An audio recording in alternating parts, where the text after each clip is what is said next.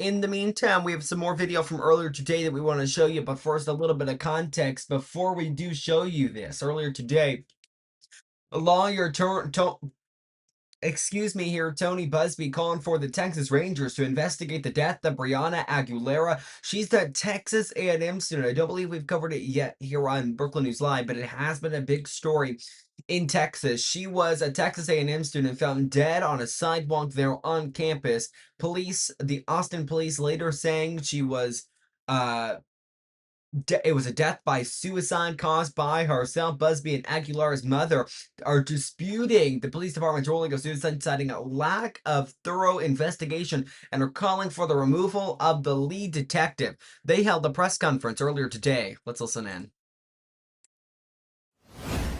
Within hours of this tragedy, that this was a suicide without any investigation. This family had a horrible tragedy, and the communication from the Austin Police Department was so bad that the family became concerned enough to engage me and my colleagues at Gamez Law. And they also asked the public for help. With proper communication, this matter would be treated like most investigations, where no information is shared until actually after the investigation is complete. But what did we see yesterday? What we saw yesterday was a hurried, rushed press conference. And I think we all can agree the reason they had a press conference yesterday is because they knew that we were going to have this conference today. They gave the family no notice of the press conference. They sent 2 emails, and then the detective went on camera in front of millions of people and told everybody that this young lady committed suicide. Ironically, the same thing he told Stephanie, the mother, within a few minutes of talking to her, without any investigation. That's not the way it's supposed to be done. The family had dared to ask questions about what was going on and what had been learned by the investigation, was then punished with leaks to millions of people from the Austin Police Department, to the detriment of their daughter and to their daughter's memory. So we were hired to assist this family in finding the truth, and we've been doing that. But everyone knows that investigations are supposed to remain confidential until the investigation is complete. And why is that? That's because you don't want to tamper with potential witnesses or scare off witnesses or create a false narrative or color witnesses' interpretation of the facts. Everything that detective did yesterday, that's exactly what he did.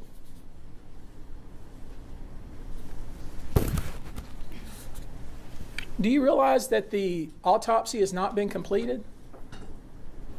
Now I want you to let that soak in for a minute. The autopsy has not been completed. The medical examiner's office told us that it will not be completed for 60 to 90 days, yet you had the so-called lead detective in front of millions of people saying that he had concluded that this was a suicide.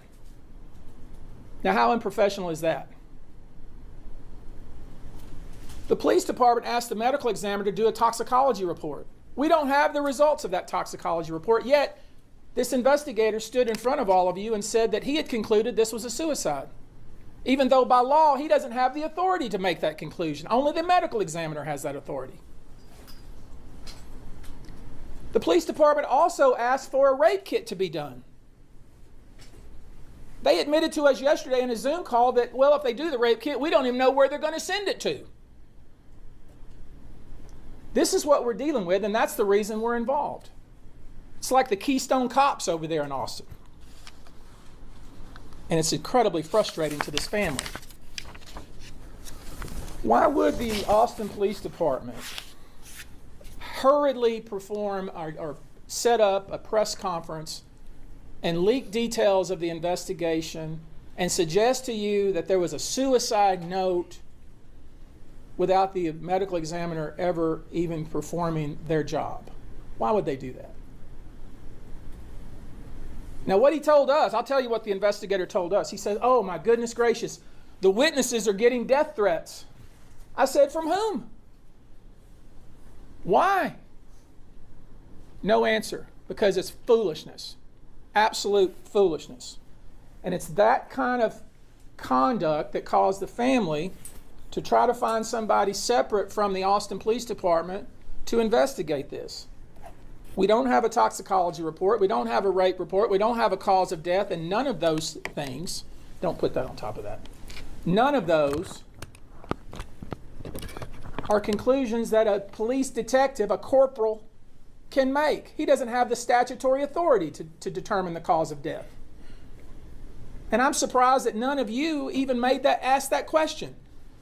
He gave you an opportunity to ask questions. Not one of you said, hey, wait a minute, detective. When did the state of Texas give you the legislative authority to determine cause of death? I thought only either a JP, if there's no medical examiner, or a medical examiner could do that. Is that what the medical examiner has done? He would have said to you, no, actually, the medical examiner hasn't even completed his autopsy. But none of you asked that question. You just bought everything that he said, hook, line, and sinker.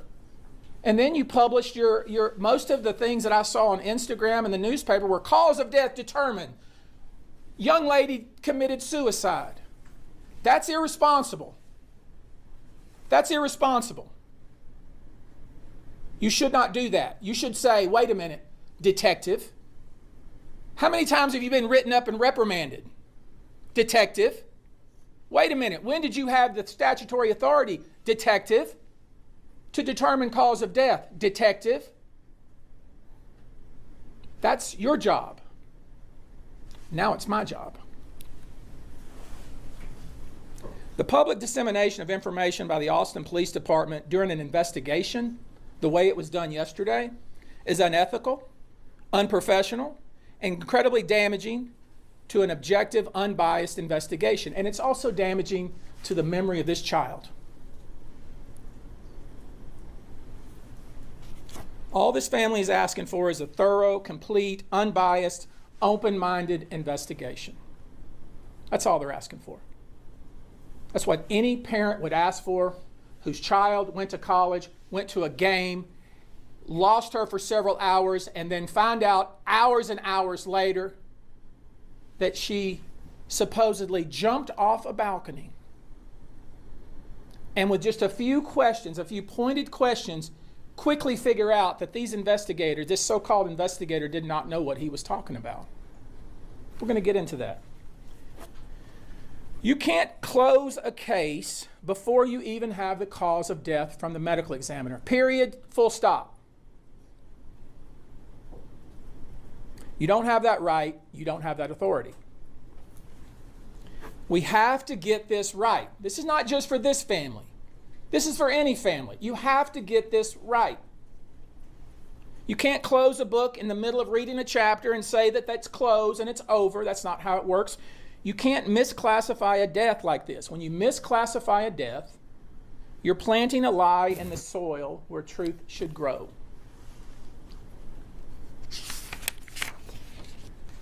And as I said, to her credit, Stephanie Rodriguez was very close to her daughter, very close. Talked to her daily. Knew everything that she was up to, everything that she was doing. The very first interaction she had with the detective from the Austin Police Department, he told her, your daughter committed suicide. The very first reaction, the very first interaction. At that point, he hadn't talked to one witness, he hadn't seen her phone, he hadn't done anything. That's sloppy and irresponsible. He claims she made suicidal comments. He told us in the Zoom call, she made suicidal comments. You know what he was talking about? The other day, when I was talking to a friend the other day, I said, man, you're going to make me jump off a bridge. That's what he's talking about. Silliness like that. He later claimed she was making those kinds of statements on the day or the night that she died. If that's the case, why did her friends leave her out on the balcony by herself? If that's true, because it's not true. None of the things that we've been told by the Austin Police Department are consistent with the actual facts that we've learned. The detective was talking about suicide before he was ever given her phone. Then he gets into her phone and he sees an essay that she wrote and he calls it a suicide note. She took creative writing the semester before. Now, I don't know what the purpose of that. We'll never know what the purpose of what she wrote and deleted. But this is, the suggestion was that she left a, quote, suicide note. Total malarkey. Total malarkey. There's something she wrote on the 25th. She talked to her mother on the 25th. She was with her boyfriend on the night of the 25th. She was talking to her mother every single day after that. We see pictures of her smiling. We see pictures of her having fun. We see pictures of her partying. Total baloney, what they're trying to sell to you. And why? Am I suggesting that there's some kind of conspiracy? No, I'm suggesting they're lazy and they're incompetent. Just so I'm clear. I'm not suggesting any sort of conspiracy that that there's some kind of somebody in power that wants this to go. No, I'm not suggesting that. I'm suggesting that there's incompetence and laziness on the part of the detective. That's what I'm suggesting.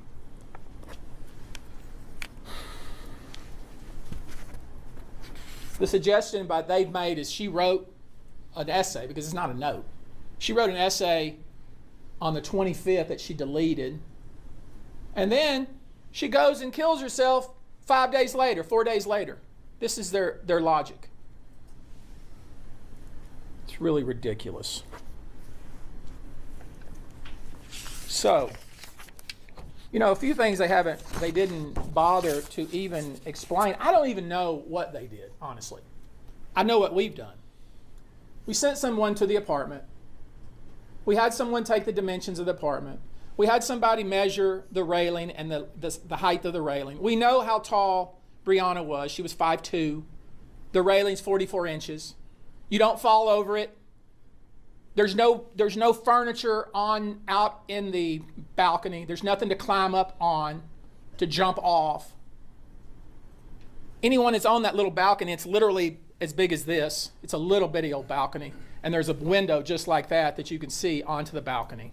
The apartment is like a dorm. It's very small. There's no way you can be in that apartment and hide.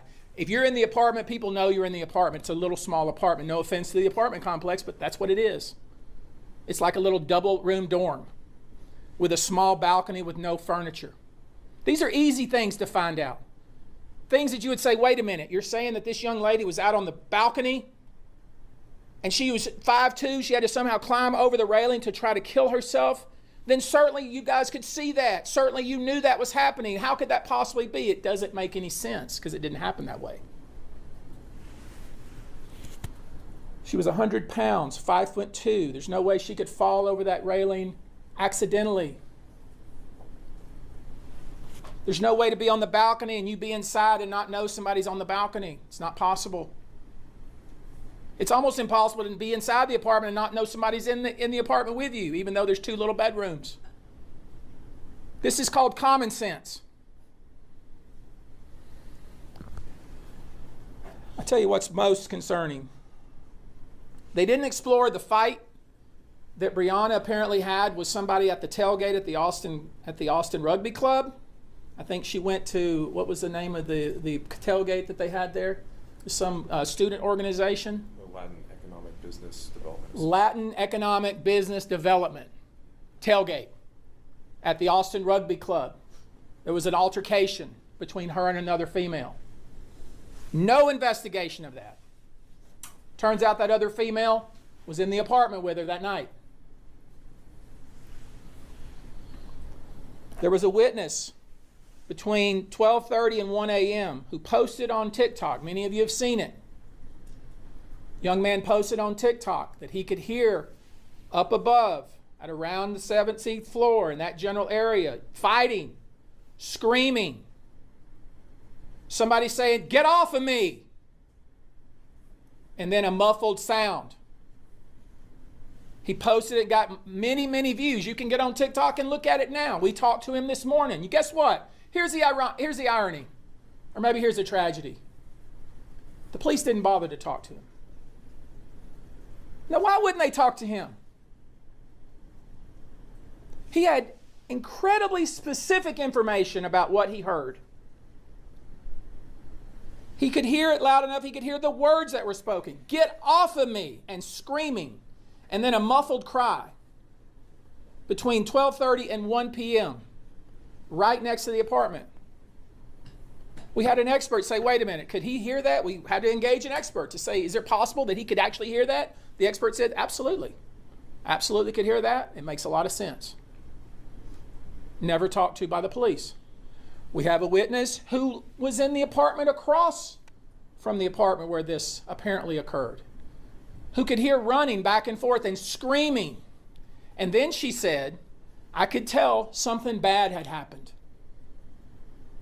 Did y'all know this? Ridiculous. Her entire family was in the apartment. The police could have talked to her and several other people.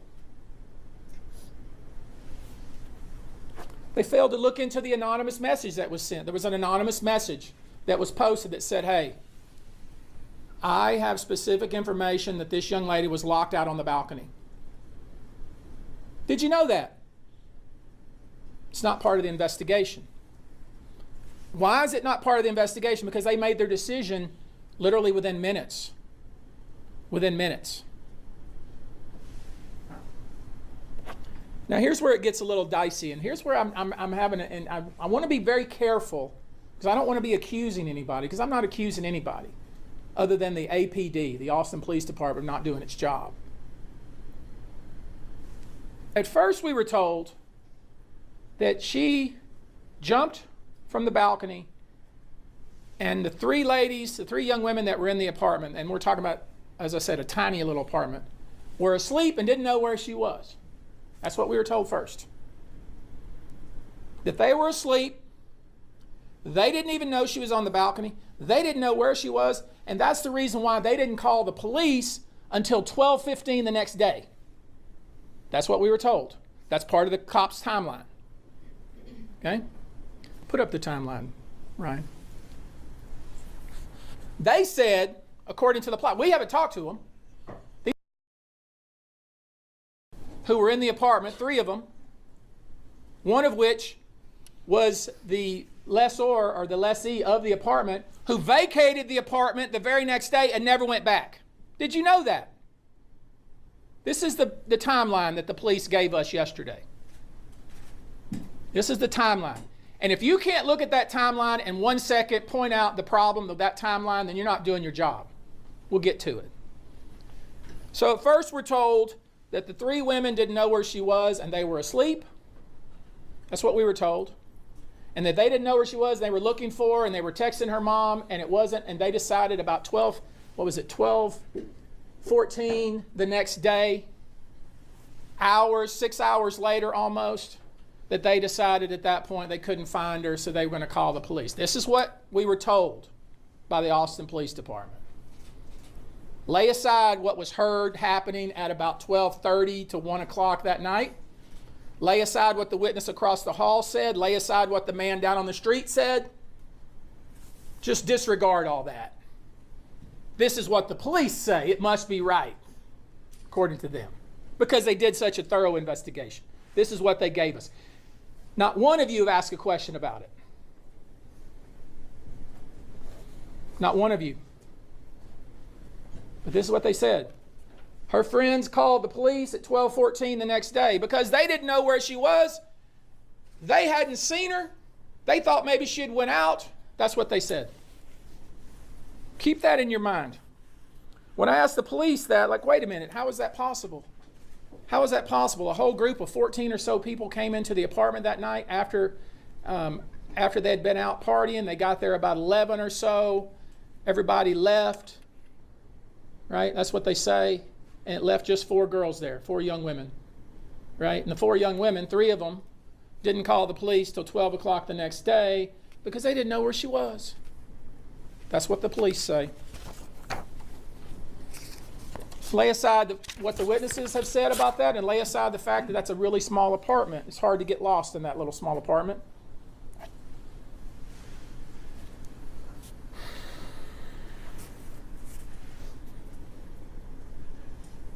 I want you to look very carefully. The first entry on the timeline. According to the police, let me walk over there. Excuse me.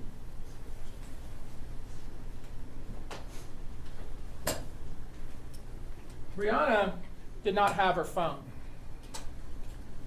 She didn't have her phone, so she had to call to make a call. According to the police, she borrowed her friend's phone, meaning one of the three women that was in the apartment.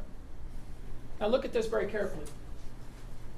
According to the police, she borrowed her friend's phone and made a call from 12:43, and it lasted 1 minute.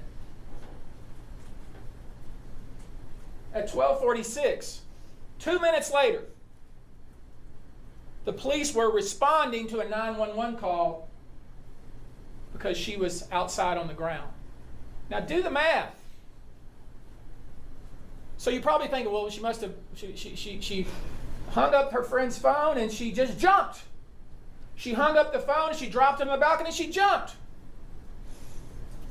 First question you should have is, where's the phone? What did she do with the phone?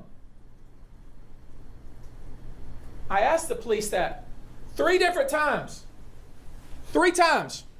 They sidestepped me every time until this morning. They sidestepped me because they hadn't thought about it, because they rushed to judgment.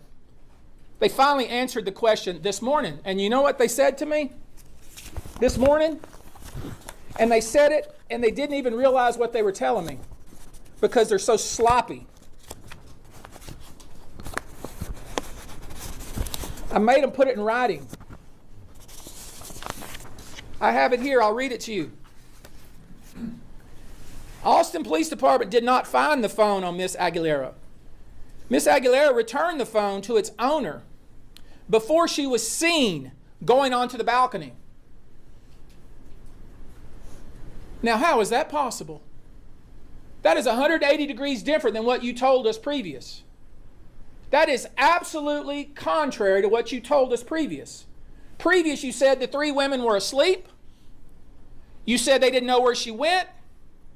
But then when I asked the one question over and over, and you had to answer it, then all of a sudden we realized, if she did in fact use her friend's phone, like they claim, if she did in fact use it for 1 minute and was found already 2 minutes later by a passerby and the police were already responding to a 911 call, think about that, what the ramifications of that are. That whoever phone she was using was standing right next to her as she went over the balcony, if she went over the balcony. Now you're saying to yourselves, well, shoot, there's got to be a reasonable explanation. We should talk to the witnesses. We should investigate. We should figure this out. That's what we're saying. Now you're getting it. You sat there, and with all due respect, you all, I watched it. You all sat there, and you had this corporal, or whatever he is, lead detective, and Mrs. Rodriguez will tell you how he is and her interactions with him in just one moment. But you let him stand at a podium just like this and feed you total baloney. And all you had to do is say, wait a minute, detective, wait a minute. She borrowed somebody's phone. Where is that phone? Maybe she must have went over the railing with it. She had to give somebody. No, according to him, she returned it to its owner before she was seen walking back out to the balcony. Absolutely impossible. Very suspicious. We have a problem. And I shouldn't have to ask the detective 3 times the same question, should I? I shouldn't have to do that. But I did it, and I'm going to keep doing it. And another thing, why would you tell these kids, the boyfriend who Stephanie knows, who's been over to her house, who her daughter has been dating, they're in love, why would you, detective, tell him not to speak to Stephanie Rodriguez? Don't talk to her. What kind of foolishness is that? Just absolute insensitive and inhumane in my view. Before I go any further, I'm getting a little incensed here. Let me introduce to you Stephanie Rodriguez. She wants to read to you a statement, and I hope you'll give her your full attention.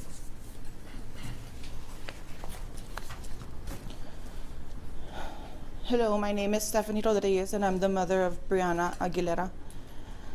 Brianna was a driven, disciplined, and caring person. She was beautiful. She was a loving daughter, a protective big sister, and a caring granddaughter. A second mom to her two younger brothers. Her baby was her little Yorkie, Ava. All of us were her best friend. She made everyone around her feel loved and supported. I considered her my best friend, not just a mother-daughter relationship. We talked every day, and she would tell me everything. I miss her so much. Her brothers miss her too. Her father and grandmother miss her so much, and so do all her friends. Brianna grew up as an all-star cheerleader, an incredible athlete. She was an honor student and a member of the National Honor Society all throughout school.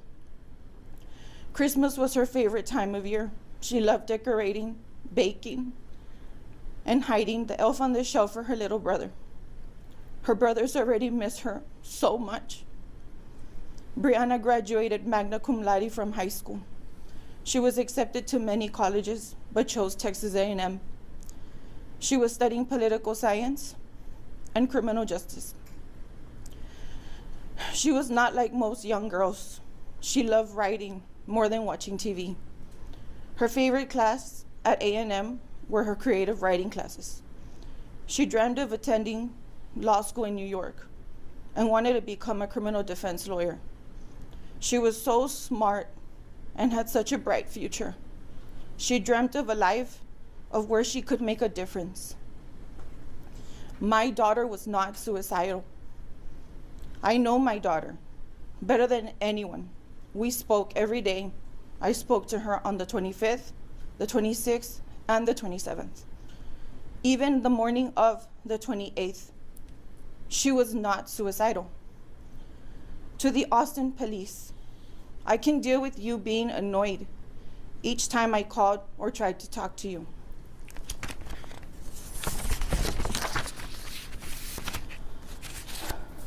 I can deal with how arrogantly you talked down to us each time we talked.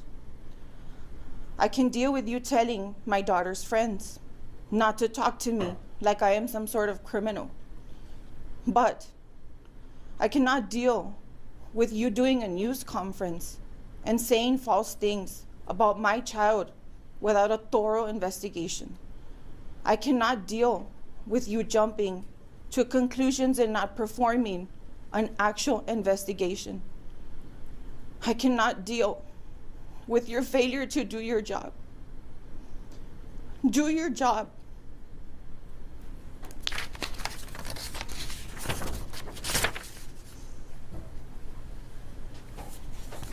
The police, as much as I've always been a supporter of the police, with all due respect to them, do not determine cause of death. That's not their job. Their job, that job, is specifically reserved for the medical examiner's office. There is no medical examiner in the county, then it's the JP in the county. In Austin, it's the job of the medical examiner to determine cause of death, not Detective Robert Marshall. The medical examiner told us that a rape kit was done and the autopsy will be performed. It'll take us 60 to 90 days. So that begs the question, why did Detective Robert Marshall tell us that they had reached their conclusion and that the investigation was complete? Doesn't work that way. How is it that Robert Marshall has determined the cause of this young woman's death? He doesn't have that authority. His job is to question all the witnesses. We've already offered up several. We'll offer up several more for him to do his job. Hopefully a different investigator will be involved. There are many questions about what was done here, about what happened on that night.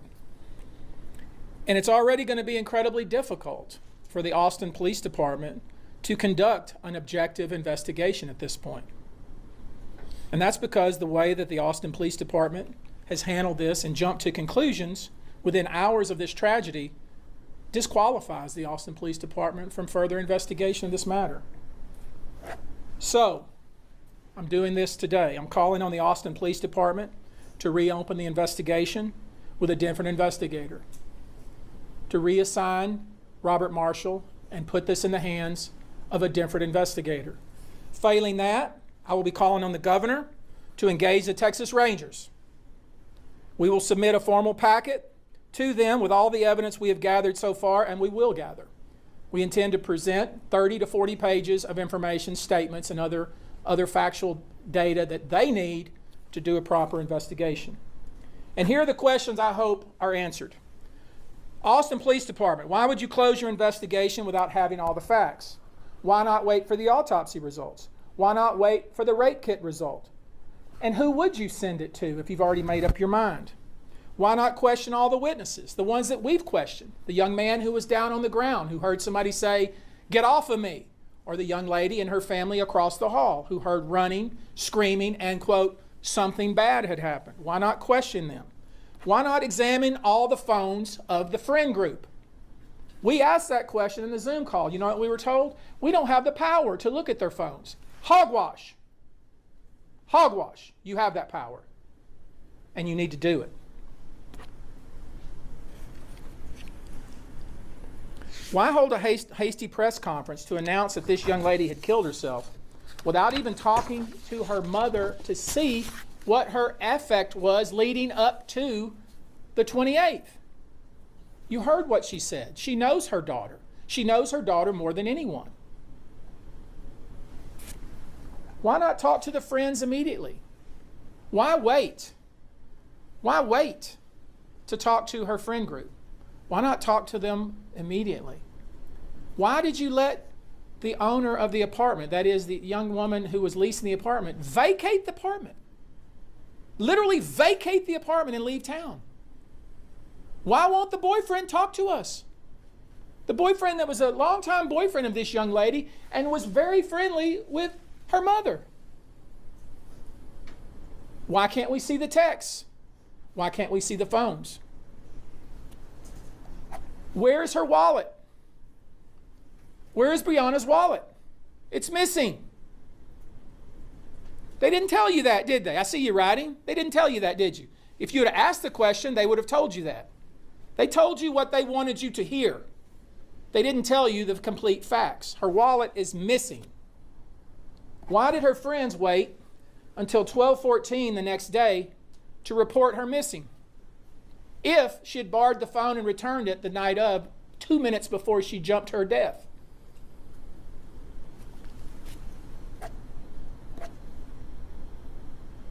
Why didn't they examine the balcony? Why didn't they examine the railing? Why didn't they see if there was some sort of table there, a chair there that somebody who's 5'2" would have to step on to get over the railing? Why didn't they look for scuff marks? Why didn't they do anything?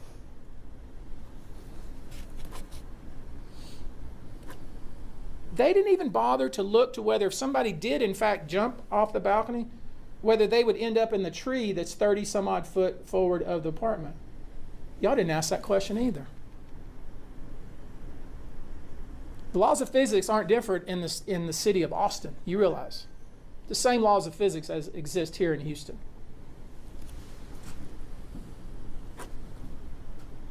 If, when the phone call came in at 12:46 and the officers responded to the 911 call, if it was so obvious that this young woman had fallen to her death, why was it till 6 o'clock, 5 hours later, that they ever went into the apartment complex? If it was so obvious that that's how she had died. These are the questions you should be asking. At the press conference, you didn't ask any questions. You didn't ask any questions. You just lapped it up like it was cool water and you were very thirsty. Very disappointing to me. You have been listening in there to a press conference from the family of Brianna Aguilera and their lawyer there as they are continuing to assume we expect them to take questions here. But we are going to sneak in a quick break here on Brooklyn News Live. We do have a lot more we're going to talk about a little later here. Give us just a moment. We'll take a quick break. We're back here in just a moment.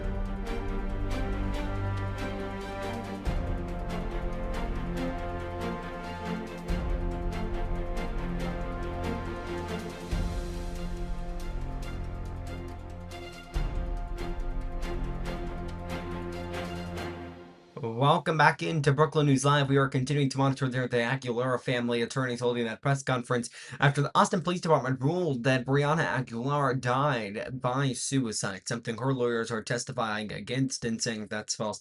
Just a few moments left in this press conference. Let's continue listening in. This was sloppy. It was not thorough. It was kind of embarrassing. We're going to get a different detective to start over. I don't expect that to happen.